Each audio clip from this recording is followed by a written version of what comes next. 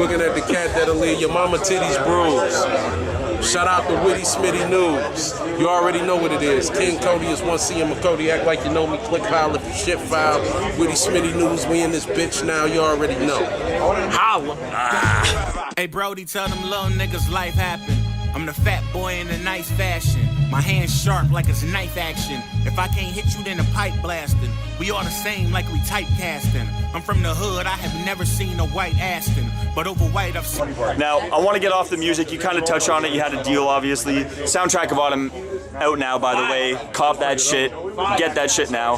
So I'm going to do something different with you, though. I'm going to list off some tracks, 5 songs, nothing too crazy. And I just kind of want you to give me a quick how it came about, what it was like in the studio kind of thing. Okay. So the first track that comes to mind is Welcome to Detroit remix with basically all of Detroit on the track. You know, I got 2 phone calls. No, Welcome to Detroit. No, that's you talking about Detroit versus everybody. Detroit versus everybody. Yeah, my bad. I got 2 phone calls. I got 1 phone call from Royce, and I got 1 phone call from Trick Trick. The phone call from Royce was like, "Yo, can you lay this verse?" And I was like, "Yeah, I got you." And then the next phone call I got from Trick Trick was like, "Nephew, I need you to lay this verse." I was like, "You got it." So then we weren't all in the studio at the time. Yeah.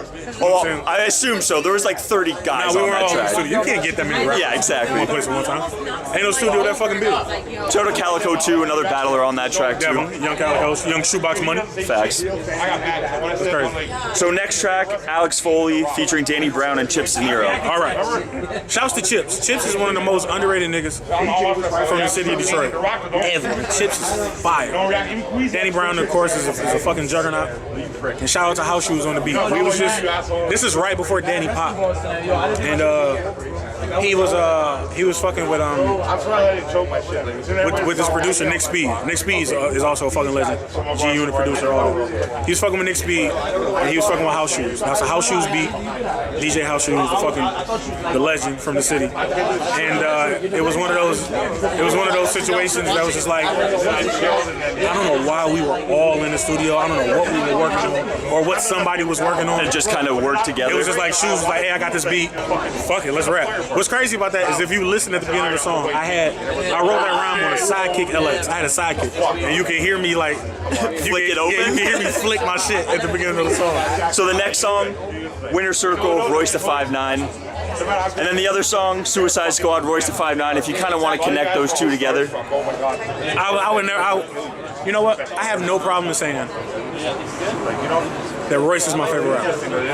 Royce is my favorite rapper. He's been my favorite rapper. And he's so underrated, it's ridiculous. Not anymore. He had the number one album not in the anymore. country. But he had the number 1 album in the country, independently. Nobody can take that from me. Technically. It's 2017. There hasn't been one person on the face of the earth that raps better than Royce the 5'9". Yeah. For the past 5 And he's probably the only guy ever that's beat M on a track. And Sean. I think Sean got him on on Detroit versus Everybody. I think Sean got him on that. But rather than that, I don't feel like a lot of people Sean got go. beat M. But Royce, for the past 5-6 years, there hasn't been anybody rapping better than him, and that's excluding nobody. What's the best advice he's ever given you? Royce. I see it too. It pissed me off too. I'm like, He's currently telling me, because when I grew up, it was, or when I came up, it was more so about your technical ability. It was really about your technical ability, and if you know me, then you know my personality is a little bit bigger than my raps. Yeah. So Royce is always telling me to find a way to put my personality in my technical shit. But them 2 songs, like Winter Circle and Suicide Squad, it's never been anything that I could ask him that musically that Royce wouldn't do. And he's my measuring stick. So when it comes to bars, he's him. That's a fact. He's him, and I'm very blessed. I'm so glad he's just getting the recognition he deserves. Finally, you know what I mean? All jokes aside, man. Although it's my man, I'm very blessed to have him in my close circle. I'll tell you a funny story about me and Royce. I didn't like Royce. Or I liked him as a rapper. And when I was coming up, I introduced myself to him a couple times. Yeah. And I felt that he slighted me. I felt that he kind of hold me, like pushed me to the side, like yeah, little nigga, whatever. So we had a mutual friend, and that mutual friend was like, hey, I gotta go to the studio real quick, ride with me. I'm like, all right. The session we went to was Royce's. So me being the nigga I am, like I don't.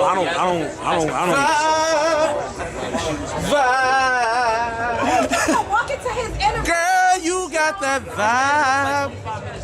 My bad. Cody's the best freestyler I know. Look, I don't curl down to no nigga. So I was in the studio, and I wasn't fucking with him. I wasn't speaking to him.